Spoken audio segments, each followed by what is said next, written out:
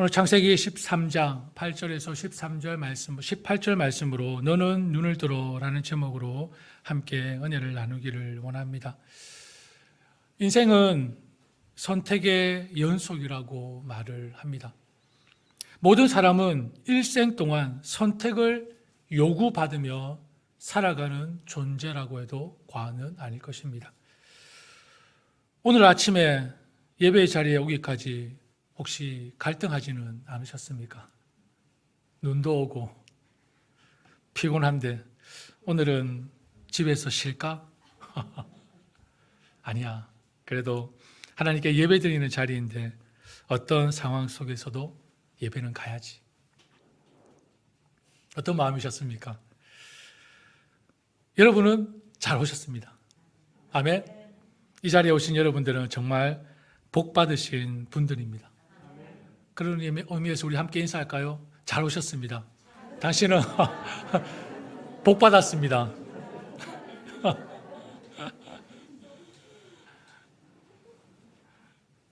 왜 여러분들이 복 받은 줄 아십니까? 하나님이 기뻐하시기 때문입니다. 하나님이 기뻐하시기 때문에. 여러분 예배에 부르시면은 갈등하지 마시고 그냥 오십시오. 예배는 여러분 분명히 말씀드립니다. 예배는 선택이 아닙니다. 예배는 선택이 아닙니다. 예배는 하나님의 부르심의 응답입니다. 응답. 선택이 아니라 하나님의 부르심의 응답이 바로 예배입니다. 정말 힘든 상황, 어려운 상황이 아닌 이상은 하나님의 부르심에 무조건적으로 순종하는 저와 여러분들이 되시기를 바랍니다. 하나님은 지금도 앞으로도 예배드리는 저와 여러분을 원하시고 너무나 기뻐하신다는 사실을 잊지 마시기를 바랍니다. 이것은 불변입니다. 변하지 않는 진리입니다. 아무리 시대가 변해도 하나님은 예배하는 자를 가장 기뻐하십니다. 세상이 어떻게 되어도 하나님은 예배하는 자를 가장 기뻐하십니다. 꼭 기억하시는 저와 여러분이 되시기를 축복합니다. 선택. 인생은 선택해야 하고 선택한 그 길을 향해 걸어가야 합니다. 이것이 인생입니다. 한순간의 선택이 인생을 좌우한다라는 말도 있습니다. 다 들어보셨을 것입니다. 어느 여학교, 여자학교 교실의 거푼에 이런 말이 있습니다. 1시간 덜 자면 뭘까요? 1시간 덜 자면 선물을 준비해 와야 될 것 같아요. 다음부터. 1시간 덜 자면 신랑이 바뀐다. 여학생의 교실에 거푼이 1시간 덜 자면 신랑이 바뀐다는 말까지 있습니다. 혹시 여러분 중에 내가 그때 1시간만 덜 잤으면, 덜 잤으면 하는 그런 가슴을 치며 억울해 하시는 분이 계십니까? 혹시 있으세요? 내가 그때 1시간만 덜 잤어도. 여러분, 억울해하지 마세요. 1시간 더 주무셔서도 옆에 그 남자는 바뀌지 않았을 것입니다.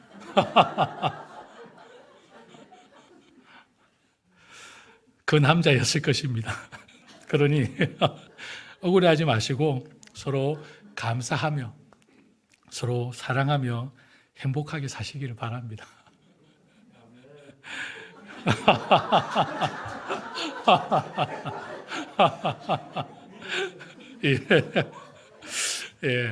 믿음이 너무 좋으십니다.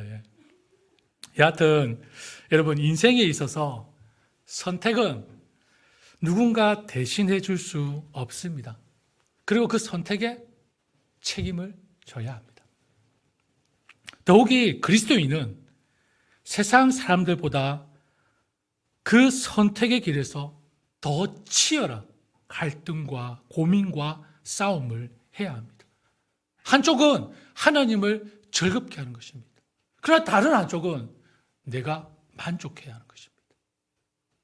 한쪽은 영원한 나라를 소망하며 그곳에서 쉬기를 원합니다. 다른 한쪽은 이 세상의 부와 안락과 최상의 것을 소유하기를 원합니다. 한쪽은 하나님을 붙잡습니다.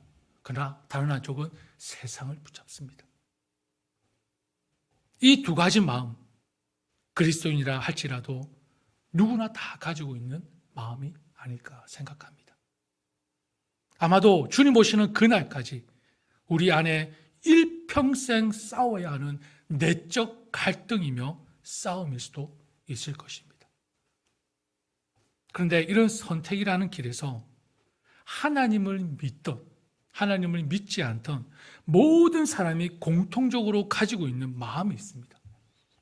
그것은 나의 선택, 나의 노력이 내 인생을 행복하게 해 줄 것이라는 희망과 가능성의 마음입니다. 나의 선택과 나의 노력이 내 인생을 행복하게 해줄 거라는 희망과 가능성을 다 가지고 있다는 것입니다. 그 마음을 가지고 있다는 것입니다. 여기서 우리가 생각해 보아야 할 것이 있습니다. 나의 선택, 나의 노력이 내 인생을 행복하게 할 것이라는 생각은 어디에서 온 것입니까? 어디에 기초한 것입니까? 나의 선택이, 나의 노력이 내 인생을 행복하게 해줄 것이다. 그 생각은 어디에서 온 것이죠? 어디에 기초한 것입니까? 그리고 이런 생각이 정말 내 인생을 행복하게 해 주느냐는 것입니다. 그리고 나의 선택과 나의 노력이 내가 보기에는 정말 바른 방법인 것 같고 선해 보입니다. 선한 것 같습니다. 그런데 하나님 보시기에도 선할까요? 하나님 보시기에도 내가 선택한, 내가 노력한 것이 선한 것일까요? 아니면 스스로에게 이런 질문들 없이 마냥 나의 선택과 나의 노력을 절대적으로 신뢰하고 열심히만 살아가면 되는 문제입니까? 여러분들의 생각은 어떻습니까? 너무 철학적인 질문이었습니까? 그럼 이왕 머리가 복잡해진 거 조금 더 철학적인 질문을 한번 드려보겠습니다. 하나님에 의해 창조된 피조물이 인간에게 선택의 가능성이나 있기는 한 것일까요? 하나님에 의해 창조된 피조물이 선택의 가능성이나 있기나 한 것일까요? 더 복잡하게 시작했습니까? 여러분, 우리는 어떤 존재들이었습니까? 구원을 선택할 수 있고 구원받을 가능성이 있었던 존재들이었습니까? 전혀 없었습니다. 구원을 선택할 수 없는 존재들이었습니다. 구원받을 가능성이 조금도 없는 존재들이었습니다. 죄 아래 가두어진 그런 죽었던 자들이었습니다. 다윗의 고백처럼 모든 인간은 아담의 범죄로 인해 모태 죄인, 태어날 때부터 죄인이었습니다. 이렇게 태어난 인간이 선택하는 것은 무엇일까요? 여러분 스스로 한번 다 돌아보시길 바랍니다. 이런 죄인된 인간이 선택하는 것이 무엇일까요? 딱 한 가지밖에 없습니다. 자기 자신. 자기밖에 없습니다. 그렇지 않습니까? 자신밖에 없습니다. 태어날 때부터 자기 중심적 세계가 이미 구축되어 태어났습니다. 죄성을 가지고 태어났습니다. 저희 집에 무시무시한 분이 한 분 계십니다. 무시무시한 분이. 하나님의 선물이라는 뜻을 지닌 이름을 쓰시는 분이십니다. 그런데 웬일입니까? 하나님이 주신 선물이 갈수록 무겁고 난폭해지고 있습니다. 저 뒤에 있네요. 지금 뭐 주무시고 계시네요. 누가 가르쳐 주지도 않았는데 자기 뜻대로 안 되면 때리고 던지고 잡아뜯고 과음을 지르고 난리가 납니다. 모든 것이 자기 뜻대로 되어야 합니다. 모든 것이 자기 것이어야 됩니다. 엄마도 자기 것, 아빠도 자기 것. 누나가 옆에 붙으면 난리가 납니다. 누나가 아빠를 안고 있거나 엄마를 안고 있으면 살이 날 지경입니다. 그 꼴을 못 보고 있습니다. 도대체 이런 마음은 가르쳐 준 적이 없습니다. 여러분 신기하지 않습니까? 도대체 어디서 배운 것일까요? 부모는 가르쳐 준 적이 없는데 오히려 그러면 안 돼, 그러면 안 돼 라고 하면 했지 그렇게 하라고 한 적이 한 번도 없습니다.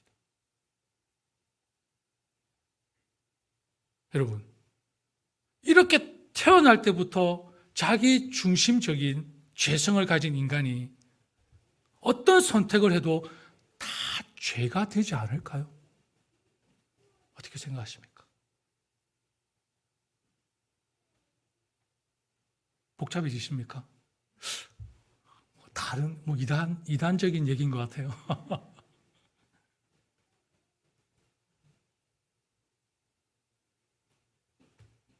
조금 어려운 표현일 수 있지만 그래서 인간에게 필요한 것이 무엇입니까? 아니 인간에게 필요한 것을 하나님 우리에게 주셨죠. 하나님의 무조건적인 사랑, 측량할 수 없고 한량없는 하나님의 은혜를 우리는 필요한 존재들입니다. 그게 신학적 용어로 좀 어렵지만 하나님의 선택이라고 합니다. 하나님의 선택.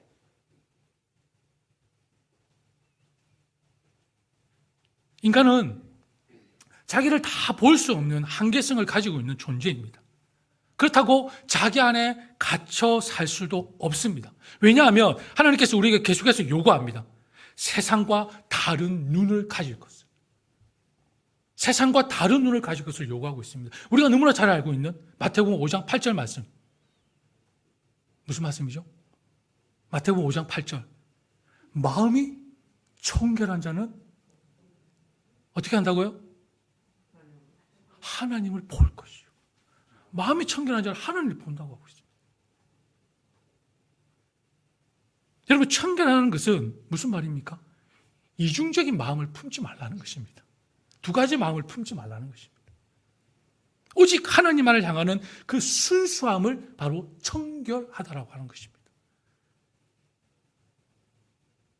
하나님만을 향하는 하나의 마음이 아니라 분열된 마음을 갖고 있다면, 즉 부정한 마음을 갖고 있다면 어떤 하나님을 보는 것입니까? 자신이 원하는 하나님밖에 볼 수 없습니다. 내가 원하는 하나님밖에 볼 수 없다는 것입니다. 두 가지 마음을 갖고 있습니다. 마음이 청결하지 않으면 내가 원하는 하나님밖에 보이지 않는다는 것입니다. 참된 하나님을 볼 수 없다는 것입니다. 그 말씀입니다.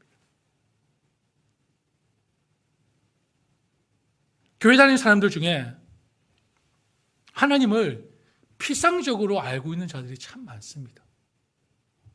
하나님의 본질을 깊이 알며 체험적으로 알고 있는 자가 드물다는 것이죠. 왜 그렇습니까? 마음이 청결하지 못하여 하나님을 볼 수 있는 눈을 잃어버렸기 때문입니다. 계속해서 마음이 부정하니, 두 마음이 있으니 내가 원하는 하나님만 보고 있는 것입니다. 진정한 하나님을 보는 눈이 상실되어져 버렸습니다.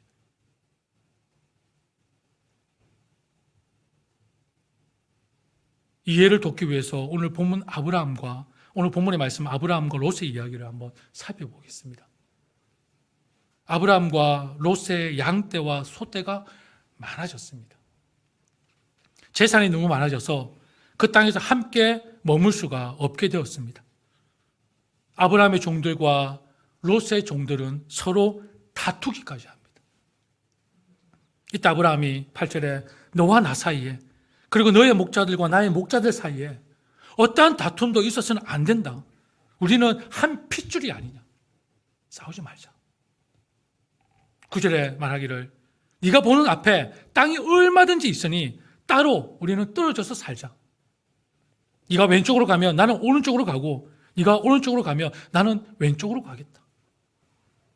먼저 선택하라고 합니다. 아브라함의 마음이 그동안 많이 넓어졌습니다.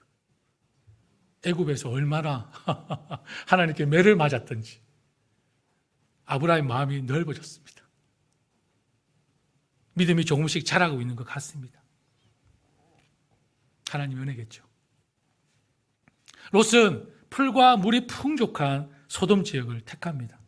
여러분, 보통 어른이 이런 제안을 하면 어떻게 합니까? 예? 아브라함이 삼촌입니다. 롯은 조카입니다. 그럼 어르신이 이렇게 제안을 하면 보통 어린 사람은 어떻게 하는 것이 맞는 것입니까? 먼저, 그죠? 근데 이런 네 가지를 봤습니까? 어떻게 이런, 참, 먼저 삼촌이 선택하십시오. 저는 젊고 미래가 밝으니 뭐 어디를 가도 좋습니다.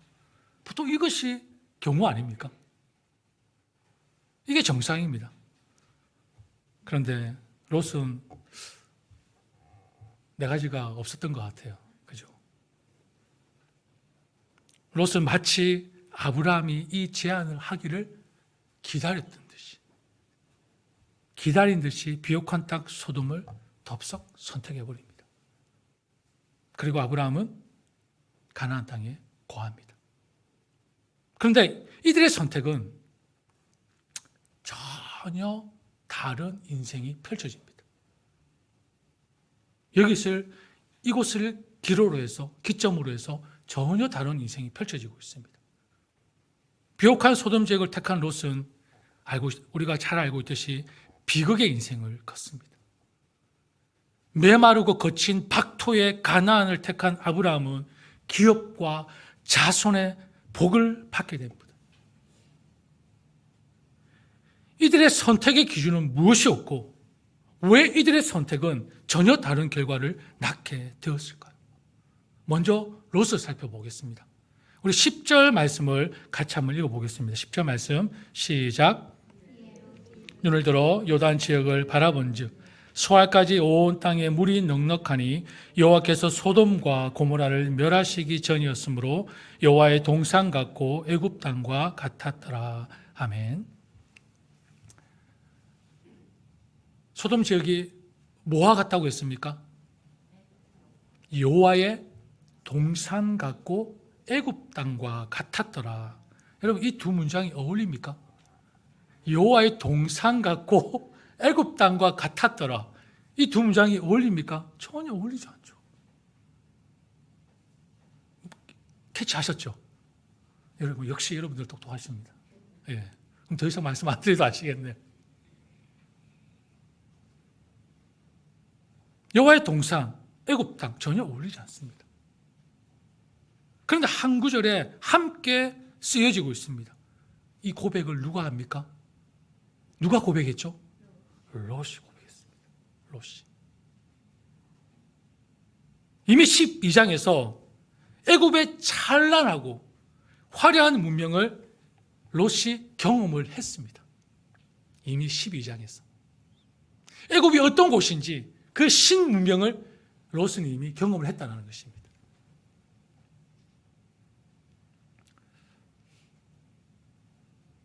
제 와이프가 옆에 있어서 할까 말까 지금 고민하고 있습니다. 지금 뒤에 있어서 오늘은 왜 이렇게 뒤에 있는지 모르겠습니다.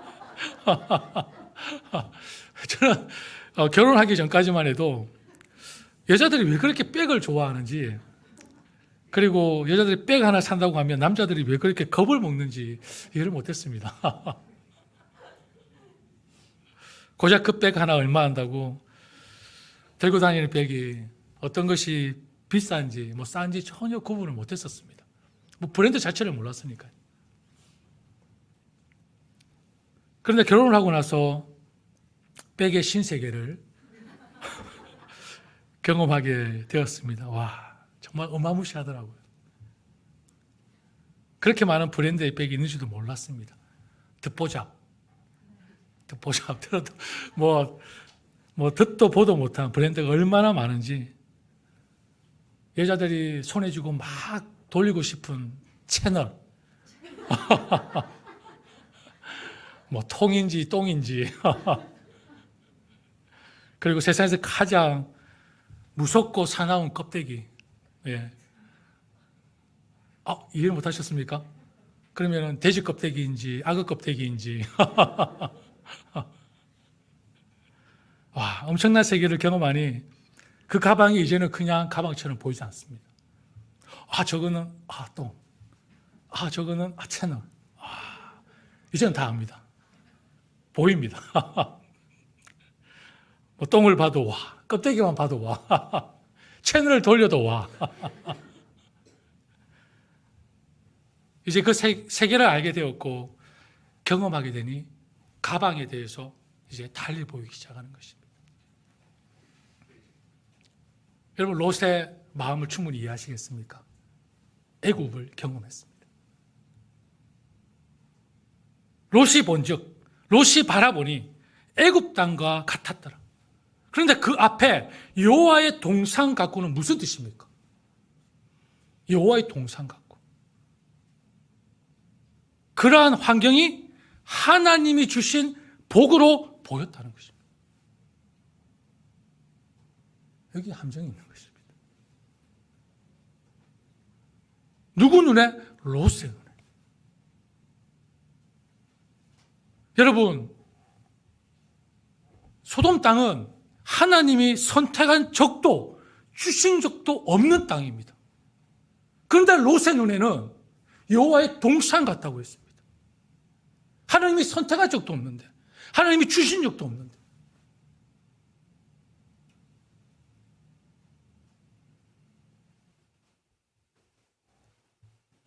(11절과 12절) 말씀해 보면 롯은 요단의 온 들판을 가지기로 하고 동쪽으로 떠났다고 했습니다. 이렇게 해서 두 사람은 따로 떨어져서 살게 되었다고 했습니다. 아브라함은 가나안 땅에서 살고 롯은 평지의 여러 성읍을 돌아다니면서 살다가 소돔 가까이에 이르러서 자리를 잡았다고 말씀하고 있습니다.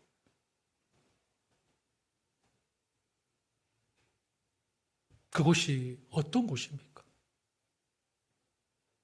13절에 같이 한번 읽어볼까요? 13절 시작.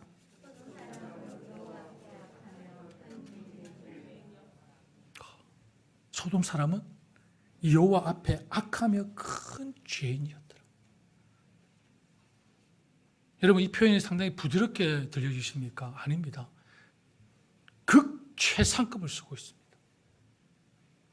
이 표현이 여호와 앞에라는 말을 썼다는 것은 최상급을 능가하는 극최상급이라는 것입니다. 여호와 앞에라는 말을 썼다는 것은.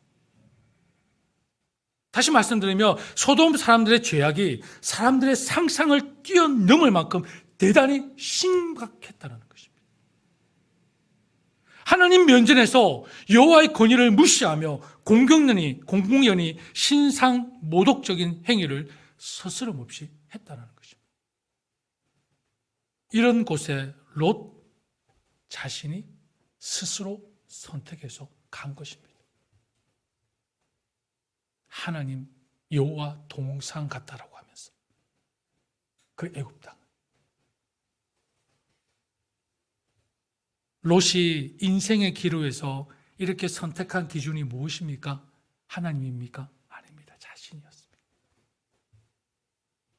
선택의 기준이 자신이었습니다. 자신. 내가 보기에 더 좋은 것을 선택한 것입니다. 내가 보기. 하나님은 결코 그것을 선택하지 않으셨습니다. 롯은 하나님의 약속에는 별 관심이 없었던 것이었습니다. 쉽게 말씀드립니다. 하나님의 약속에는 별 관심이 없었다는 것입니다. 하나님의 말씀에는 별 관심이 없었다는 것입니다. 하나님의 백성이 살 곳인지 살 곳이 아닌지는 큰 관심이 없었다는 것입니다.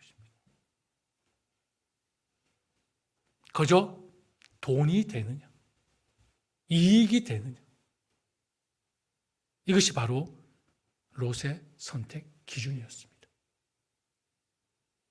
나의 이익을 막지 않는다면, 내가 손해보지 않는다면 어떤 것이든 얼마든지 받아들일 수 있는 자세를 롯은 가지고 있었다는 것입니다. 롯은 자신이 있었겠죠. 그것이 어떤 것이든 나만 물들지 않으면 돼. 롯은 아마 자신이 있었을 것입니다. 괜찮아. 나는 하나님을 믿는 사람이기 때문에 어디에 있더라도 나는 물들지 않을 거야. 나 혼자 꿋꿋이 나의 믿음을 지켜낼 수 있어. 여러분, 위험천만한 발상인 거 아시죠? 우리는 알고 있습니다. 말씀을 통해서. 롯이 어떤 인생이 펼쳐졌는지, 롯의 인생의 결과가 어땠는지 우리는 말씀을 통해 알고 있습니다. 조금 더 롯의 인생을 신약에서도 보여주고 있습니다.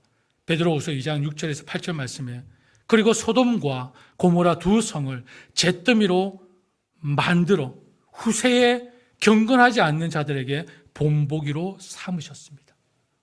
그러나 무법한 자들의 방탕한 행동 때문에 괴로움을 겪던 의로운 사람 롯은 구하여 내셨습니다.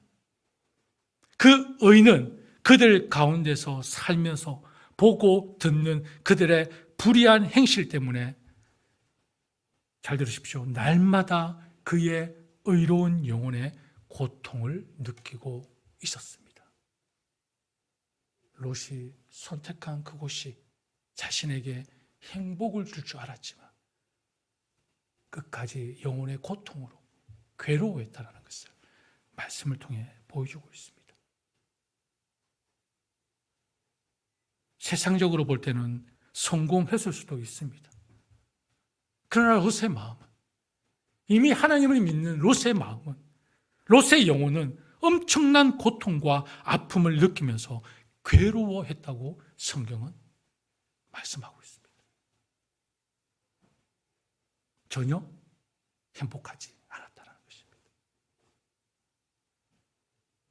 창세기 19장 14절에 롯이 나가서 자기 딸들과 약혼한 사익감들에게 이 사실을 알렸습니다. 어떤 사실입니까? 소돔과 고모라를 멸하겠다는 사실입니다. 롯이 그들에게 말하였습니다. 서두르게 이 성을 빠져나가야 하네. 주님께서 이 성을 곧 멸하실 것을. 그러나 그의 사익감들은 그가 농담을 한다고 생각을 했습니다. 농담을 한다고. 하나님께서 소돔과 고모라를 멸하실 것이라고 경고하는 이 롯의 말을 농담으로 여겼습니다. 하나님의 경고의 말씀이 농담처럼 여겨졌다는 것입니다. 그리고 창세기 19장 36절에서 38절을 보면 그 결과가 극에 달하죠. 롯의 두 딸이 드디어 아버지의 아이를 가지게 되었다고 했습니다.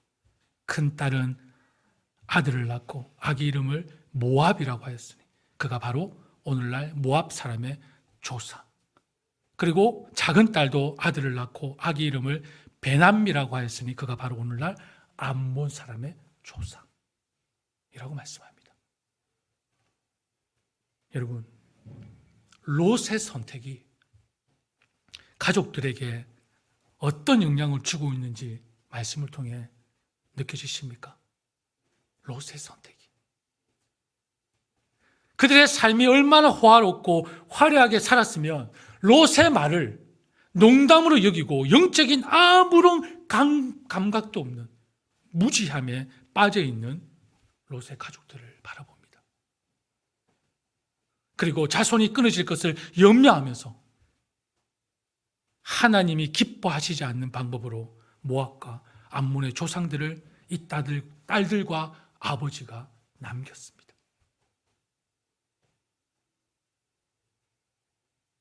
창세기 19장 이후부터 말씀을 한번 쭉 보십시오. 이스라엘의 목덜미를 물고 가장 괴롭혔던 족속이 누굽니까? 바로 이들입니다. 모압과 암몬입니다. 모압과 암몬. 시작이 어디입니까? 롯의 선택이었습니다. 시작이 롯의 선택이었습니다. 누가 뿌린 씨입니까? 바로 롯이 뿌린 씨입니다. 자, 그러면 다른 사람에게 초점을 맞춰보겠습니다. 아브라함은 롯에게 선택권을 내어줍니다. 그런데 조카 이놈이 삼촌을 전혀 배려하지 않고 좋아 보이는 것을 덥석 물고 떠나버렸습니다. 아브라함은 서운했을 수도 있었을 것입니다. 인간적으로 볼 때. 그렇죠? 분명히 저기 좋아 보이는데 여기는 황폐한 땅인데 아브라함은 왜 좋아 보이지 않았겠습니까? 저곳이. 그런데 그동안 아브라함은 마음이 조금 넓어지고 단단해졌던 것 같습니다. 이제 뭐 선택할 것도 없습니다. 아브라함에게 선택권이 있습니까? 이제 이미 롯이 선택해서 갔으니 자기는 그냥 선택할 것이 없습니다. 그냥 이제 다른 곳을 정해야 합니다. 남겨진 황폐한 땅, 그저 그 땅으로 걸어갑니다. 그런데 그 땅이 여러분 어떤 땅입니까? 황폐한 땅입니다. 그러나 하나님이 약속한 땅입니다. 하나님이 함께하는 땅입니다. 아브라함은 이삭이 누렸고 야곱이 누렸던 그 엄청난 부를 물려주는 부모가 되었을 뿐만 아니라 더 본질적인 것은 믿음의 조상으로 하나님이 그를 높여주셨다는 것입니다. 사랑하는 성도 여러분, 우리가 이 두 사람을 보면서 갖고 싶은 것을 갖는 것이 복입니까? 하나님이 함께 하시는 것이 복입니까? 말은 잘하죠. 대답은 정말 잘하시죠. 여러분, 정말 말만하지 마시고 정말 하나님이 함께 하시는 것이 참 복이라고 생각하고 살아가고 있습니까? 살아가고 있습니까? 좀 크게 하십시오. 아멘. 아멘. 여러분, 어디로 가는가? 무엇을 하는가? 어떻게 사는가? 이것은 중요하지 않습니다. 그리스도인에게 있어서 가장 중요한 것은 하나님이 함께 하시는 것. 하나님이 함께 하시는 것.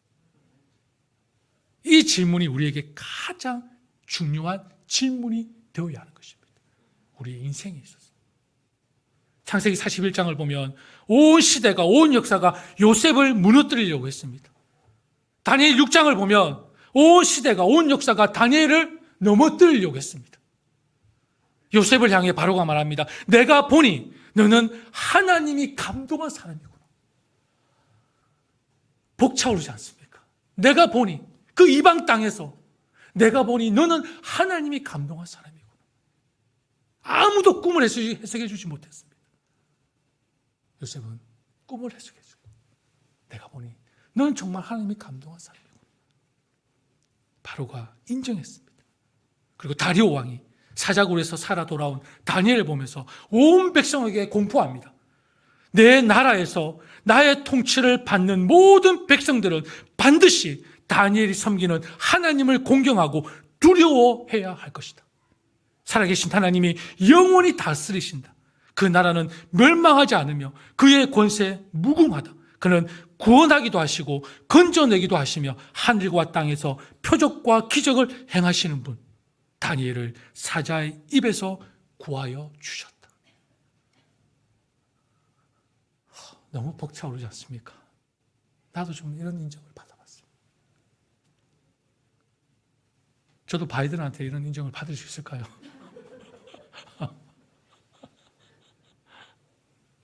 아니, 우리나라 대통령이라도 여러분, 할렐루야 저절로 외쳐지지 않습니까? 그 모진 고통과 아픔 속에서 요셉이 받은 인정, 다니엘이 받은 인정. 우리가 진실하게 간절하게 구해야 하는 것은 바로 근원적인 복은 바로 저는 이런 복이라고 믿습니다. 이런 복. 이게 진짜 복입니다.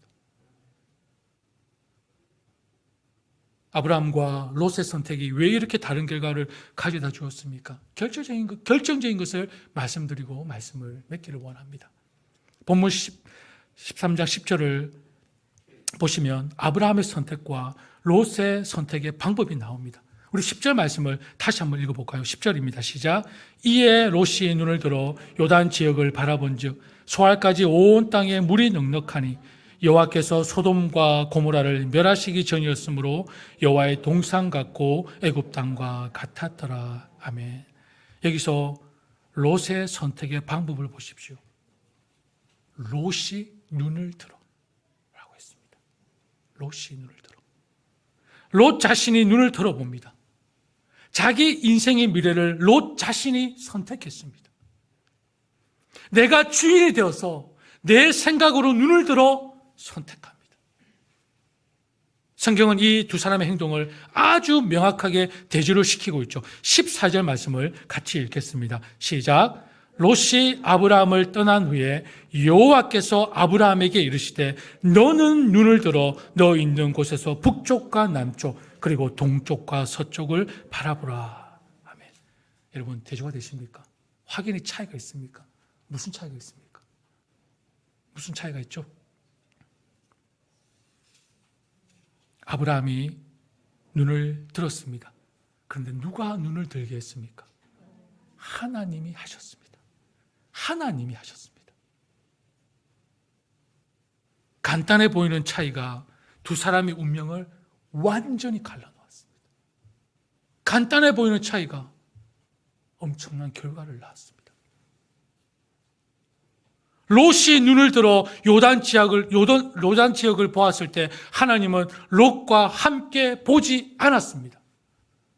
그러나 아브라함이 눈을 들어 북쪽과 남쪽 그리고 동쪽과 서쪽을 바라봤을 때 하나님은 아브라함과 함께 보았습니다. 롯이 요단 지역으로 떠날 때 하나님은 그와 함께 하지 않으셨습니다. 그러나 아브라함은 선택할 것도 없이 그냥 그 자리에 가만히 서 있었지만 하나님이 그와 함께 계셨습니다. 사람들은 묘한 심리를 가지고 있습니다. 저도 그렇습니다. 내가 아니면 안 된다는 심리 다 가지고 계시죠? 아닙니까? 내가 해야 마음이 편합니다. 내가 해야 뭔가 확실한 결과물을 만들어낼 것이라 생각합니다. 내가 해야 안심이 되고 뭔가 마음의 뿌듯함을 느끼는 것입니다. 그런데 하나님의 길과 방법은 인간적으로 볼 때 아닌 것 같습니다. 믿음이 가지 않습니다. 불안합니다. 걱정이 됩니다. 그런데 그 결과는 내 생각과는 완전히 다릅니다. 하나님은 우리의 계산과 이해와 생각과 예측을 언제나 뛰어넘습니다. 여러분, 하나님이 역사와 인생을 경영하시는 방법이 있습니다. 어떤 인생의 시간도 하나님은 예수로 채워지지 않고는 그 인생을 무의미하게 만들어 버리신다는 것입니다. 우리의 삶에 예수 그리스도로 채워지지 않으면 그 인생은 의미 없게 만들어 버리십니다. 그런데 예수로 채워진다는 것은 무엇입니까? 바로 십자가입니다. 십자가밖에 더 있습니까? 매일매일 내 꿈을 죽이고 내 의지를 죽이고 내 계획을 내려놓게 만드는 것은 십자가입니다. 나는 십자가에 이미 죽었습니다. 그러면 그리스도와 함께 사는 인생이 되었습니다. 결국 우리 인생을 하나님이 원하시는 것이 무엇입니까? 십자가만을 붙들고 살아가는 인생이 되기를 원하신다는 것입니다. 18절 말씀에 뭐라고 했습니까? 아브라함이 여호와를 위하여 단을 쌓았다. 하나님 감사합니다. 비록 안 좋은 땅 같지만 하나님 주신 땅이고 하나님이 나와 함께 하심을 믿습니다. 이것이 그리스도인의 선택입니다. 선택. 사랑하는 여러분, 그리스도인의 선택은 내가 움직이는 것이 아니라 하나님을 기다리는 것입니다.